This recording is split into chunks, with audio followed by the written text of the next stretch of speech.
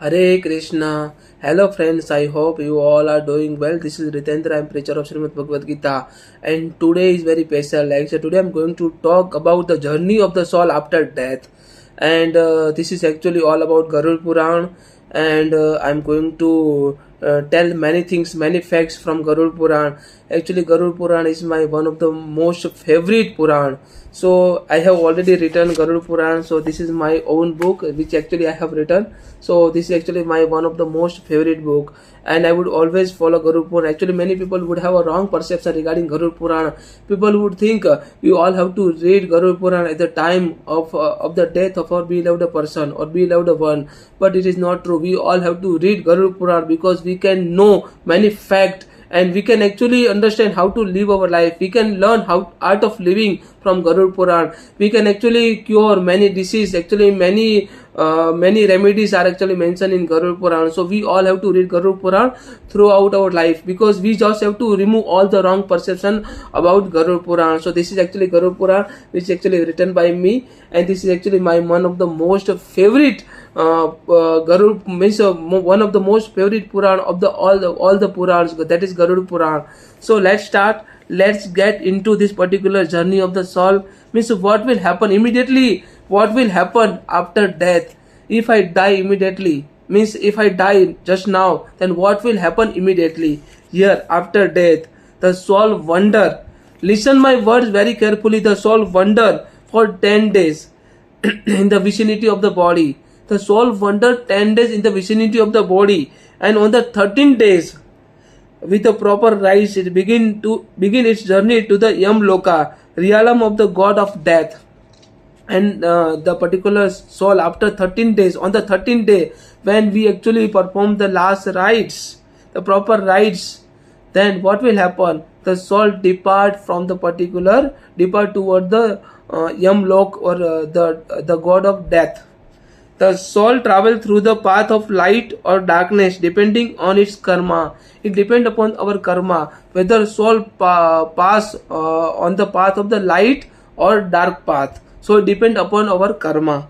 So if righteousness, they taken with a respect, possibly toward the Vaikuntha, heavenly abode. If you perform the good deeds, then what will happen? Sakam karma and Niskam karma. So Sakam karma are always responsible for your material bondage, but Niskam karma, without any kind of expectation or desire, that particular karma, that particular action which you have performed, that particular action responsible for your liberation. You will surely get Vaikuntha. This is here in Garuda Purana mentioned. If sinful action, then taken to the hellish realm of the atonement before the rebirth, means you have to pass from the narka. So if you perform the bad deeds, so this is actually mentioned in this particular Garuda Puran. And the purpose of the recognizing the death sign. So how to perform, means how to recognize our sign. So prepare the family emotionally and spiritually. So this is actually what I want to add. Means if someone is actually going to die, then what we have to do, what immediately action we have to take. So prepare the family emotionally and spiritually. Ensure that the last rites, such as a chanting of mantras, giving of water and charity, are performed correctly. Help the departing soul and live peacefully with a minimal attachment. We don't have to get attachment. We just have to ask the particular person who is actually going to die or on a deathbed. We just have to ask the particular person. You just have to leave all kind of attachment, because you are going to die. And this is actually whatever our relation means with us, or whatever your relation with us, this actually going to end, because we are performing the last rite behind you. Then everything will be ended. So this is what actually we have to perform. We have to allow the time for confession, forgiveness, or the spiritual instruction if the person is conscious. Actually, before 1.5 years ago, when my father was on deathbed, and I understood my father is not going to survive. At that time, I was in ICU ward, and at that time I would always carry Srimad Bhagavad Gita with me.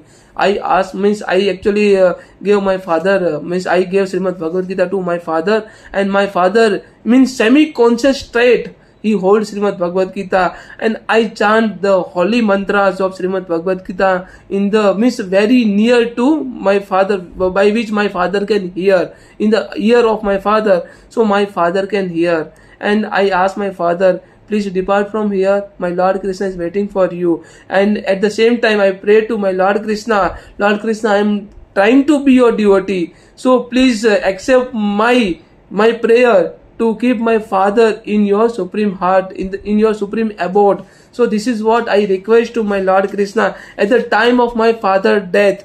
Because whoever actually listen Srimad Bhagavad Gita's Maha Mantra, Srimad Bhagavad Gita Shloka at the time of the death of the particular person, that particular person surely get the liberty from all kind of material bondage. This is what Madhusudana clearly promised in Srimad Bhagavad Gita. This is why Madhusudana clearly stated Sarva means we abandon all the religious practices and just surrender unto me. Sarva dharman parityajante mame ekam saranam vajra aham tam sarva papebhyo mokshayami ma sucha. Here Madhusudana Mukunda Murari Kesava Janatana Govind Gopala Madhava clearly stated in Srimad Bhagavad Gita verse number 66, chapter number 18th. Here Madhusudana clearly said, abandon all the religious practices and just surrender unto me. I said, deliver your salvation and make you free from your all kind of sinful activities. This is what Madhusudana clearly stated. This is what Madhava clearly stated. So we just have to surrender before Lord Krishna. We just have to surrender unto Lord Krishna, and the rest of the things we just have to leave upon Lord Krishna, because Lord Krishna has a better plan for all of us. So we just have to accept the plan of Lord Krishna. So this is what we have to understand. So this is a stage 1 when the soul depart toward the Yamdutas. Yamduta actually come, means arrive and also take our soul on the 13 days after the proper last rites. At the moment of the death, Yamdutas, messenger of Yamas and the god of death, arrive to extract the soul from the physical body. Extract the soul. Listen my words very carefully. I am emphasizing this extract the soul from the body. The soul initially remains close to the body, experiencing the confusion, fear and also attachment. The soul actually getting confusion whether means what happened with the soul. Soul doesn't able to understand. Does not able to understand. So it observed its own death rituals and remain in the realm of the earth for the 10 days. After death, the 10th day, the soul will remain around his or her family. A significance, a ritual performed during the period such as a Pindadan and also Sradh are believed to nourish and also guide the disembodied soul.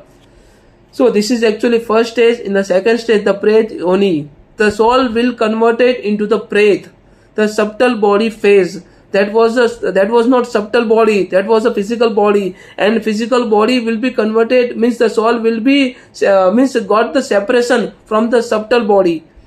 So after death, the soul assumes the Pret from the ghost-like state. The subtle body is not grossly visible but can still experience emotions like hunger, thirst, sorrow and also fears. So these all things could be experienced by the soul.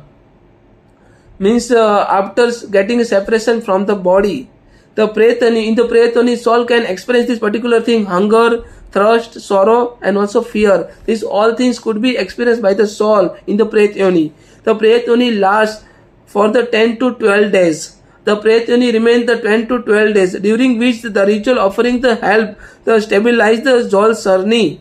Means stabilize the soul journey. This is actually in the second stage. In the third stage, the 17 days journey of the Yam realm. From the 11th day to 70 days, the soul begins its travel to Yamloka, realm of the god death.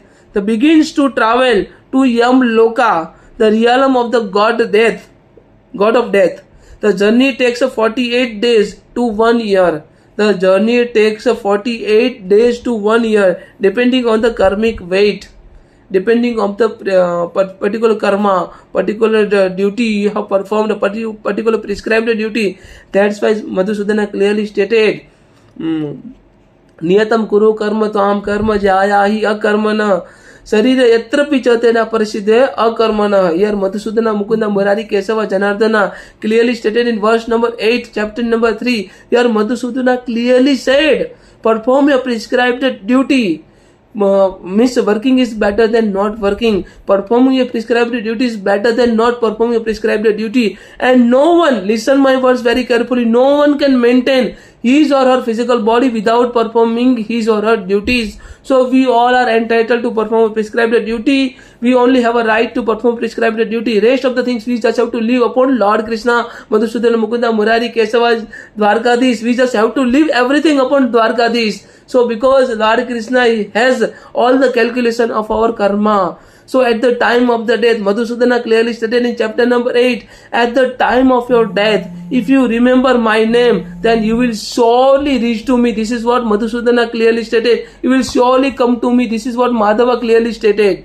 Without fail, you will surely reach to me. This is what Madhava clearly stated. So we just have to think about this. This is actually 3 stages of our our soul journey.